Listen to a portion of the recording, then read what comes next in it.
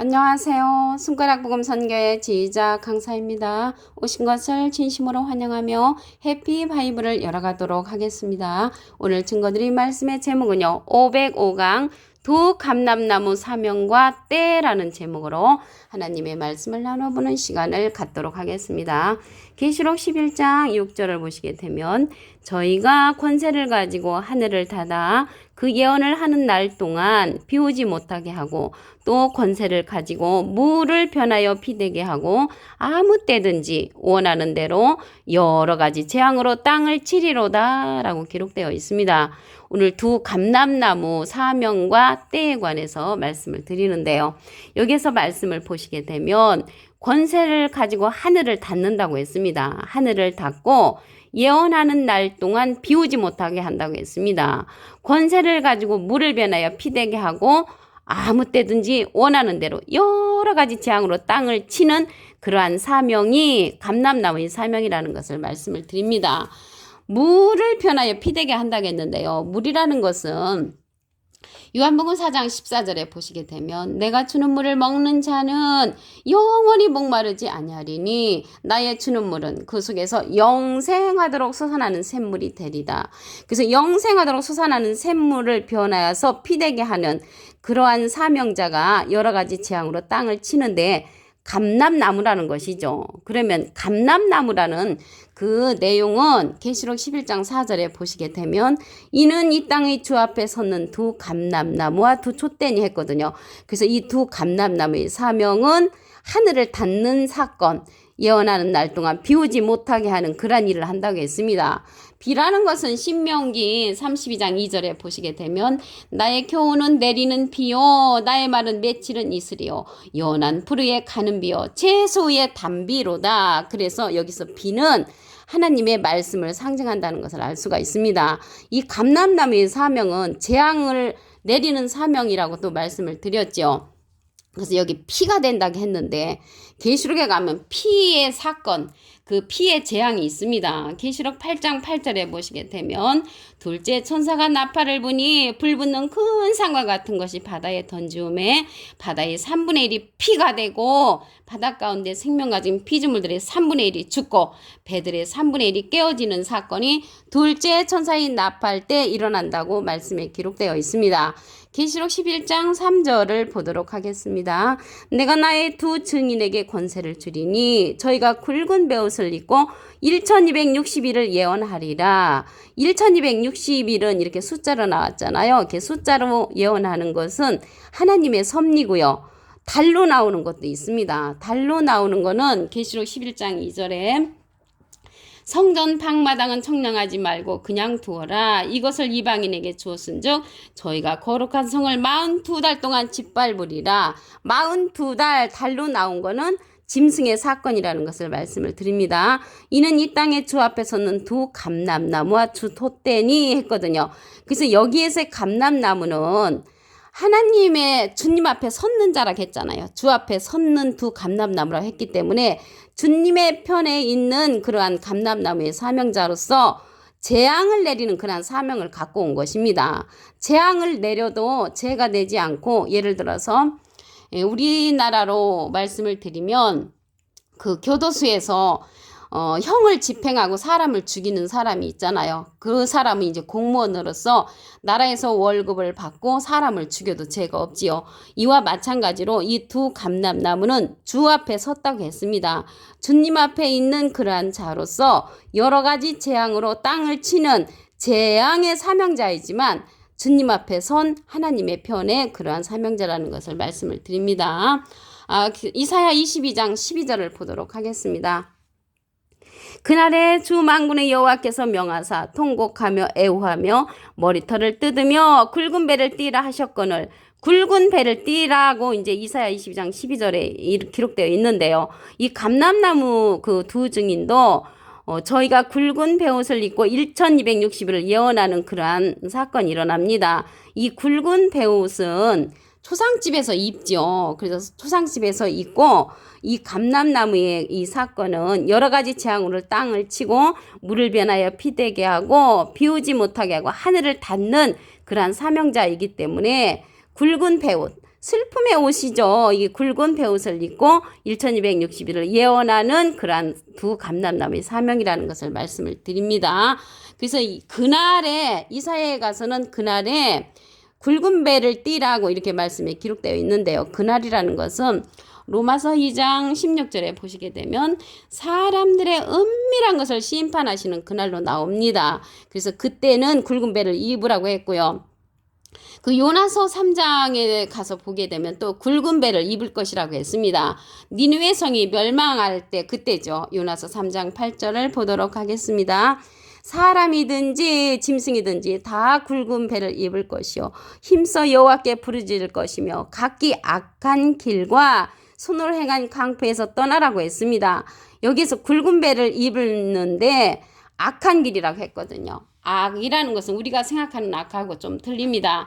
다니엘서 12장 10절에 보시게 되면 많은 사람이 연단을 받아 스스로 정결케 하며 희게 할 것이나 악한 사람은 악을 행하리니 악한 자는 아무도 깨닫지 못하되 라고 기록되어 있습니다. 여기에서 악한 자는 하나님의 말씀을 깨우침 받지 못한 자로서 요나서 3장 7절에 보시게 되면은 그때 이제 아무것도 입에 대지 말고 먹지도 말라고 하면서 니느웨에 가서 이제 선포하는 그때입니다. 그 니느웨 성이 무너질 거를 미리 얘기를 하면서 굵은 배를 입을 것이라는 그런 말씀이 기록되어 있습니다.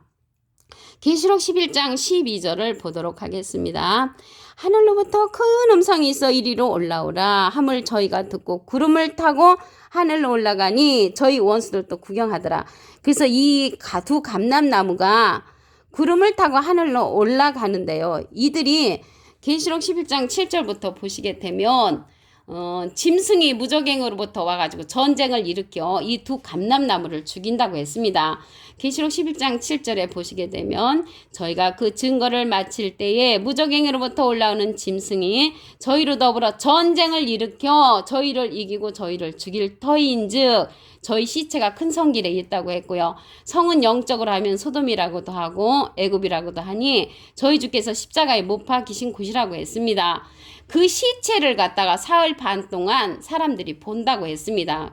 그런데 이 두 선지자가 하나님께로부터 생기가 들어가가지고 일어나는 것을 보고 놀라는 그런 사건이 계시록 11장 7절부터 11절 말씀에 보면은 기록되어 있습니다. 그러면 오늘 말씀에 보면요. 두 감람나무 사명과 때라고 했잖아요. 그 두 감람나무는 하늘을 닫고 비우지 못하게 하고 물이 변하여 피되게 하고 재앙의 사명자로서 재앙의 사명을 하는데 때는 언제인가 보겠습니다. 이 때는 계시록 11장 14절에 보시게 되면 둘째 화는 지나갔으나 보라 셋째 화가 속히 이르는 도다.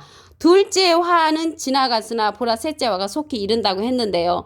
이때는요. 계시록 8장 12절에 보시게 되면 넷째 천사가 나팔을 부니 그렇게 넷째 천사가 나팔을 불고 나서 계시록 8장 13절에 가서 보시게 되면 내가 또 보고 들으니 공중에 날아가는 독수리가 큰 소리로 이르되 땅에 거하는 자들에게 화가 있으리로다. 그래서 3화가 있을 것을 날아가는 독수리가 이렇게 예언을 했습니다.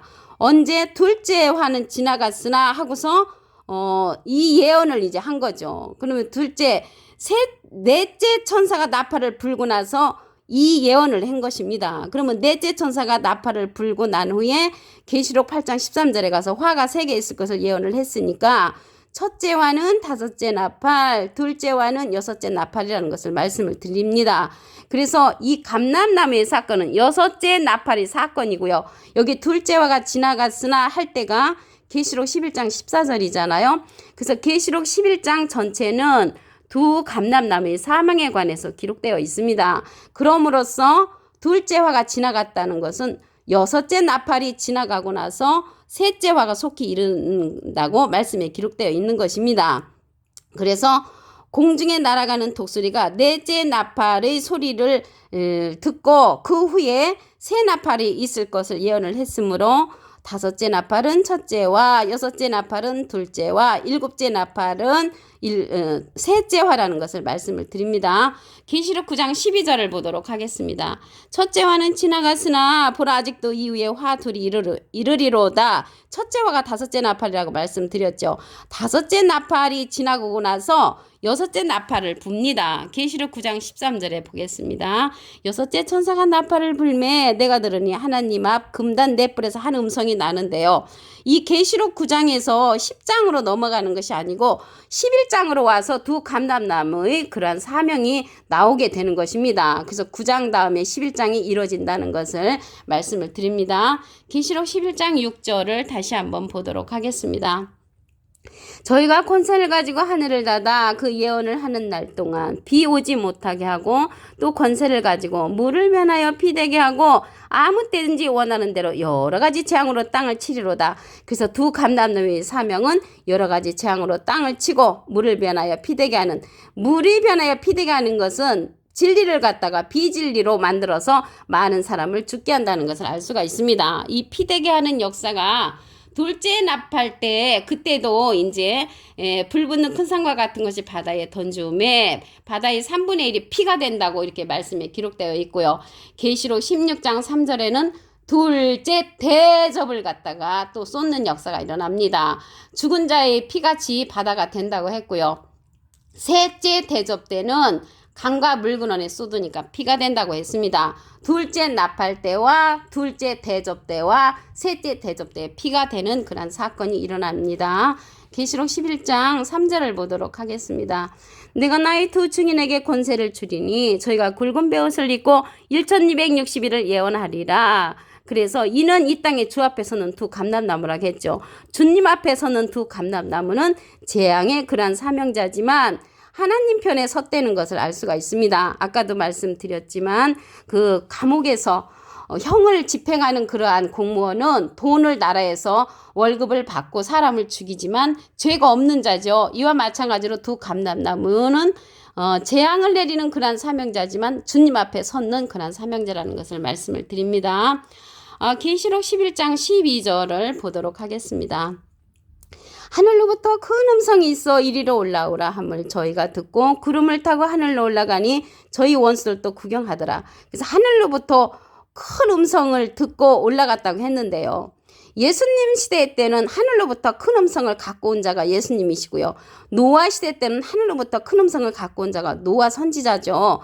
구름을 타고 하늘로 이제 올라갔다고 했습니다. 그럼 이 시대는 예수님께서 예수님의 이름으로 보내는 또 다른 보혜사가 하늘로부터 온 큰 음성이라는 것을 말씀을 드립니다. 그 자는 진리의 성령을 가진 자로서 모든 진리 가운데로 인도하는 자라고 말씀에 기록되어 있습니다. 그래서 오늘 여기 보시게 되면 두 감람나무의 사명과 때가 있잖아요. 때는 여섯째 나팔 때가 되는 것입니다. 계시록 11장 14절을 보도록 하겠습니다. 둘째화는 지나갔으나 보라 셋째화가 속히 이르는 도다.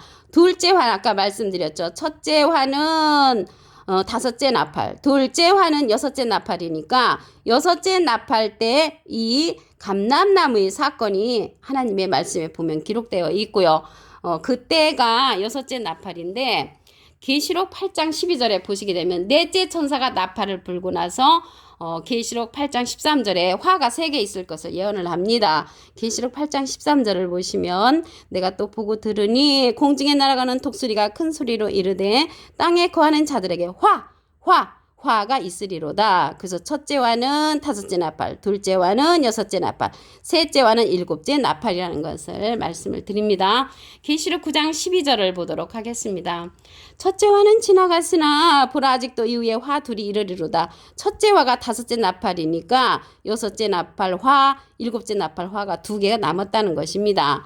계시록 9장 13절을 보시게 되면 여섯째 천사가 나팔을 불매 내가 들으니 하나님 앞 금단 넷불에서 한 음성이 나는데요. 여섯째 천사의 나팔 소리가 계시록 9장 13절에서 이루어지고 계시록 11장으로 넘어갑니다. 10장이 아니고 11장으로 넘어가서 두 감람나무의 사명이 나오고요. 그때는 여섯째 나팔 때 이루어진다는 것을 말씀을 드립니다. 오늘 505강 두 감람나무 사명과 때라는 그러한 제목으로 하나님의 말씀을 나눠보는 시간을 가졌습니다. 감사합니다.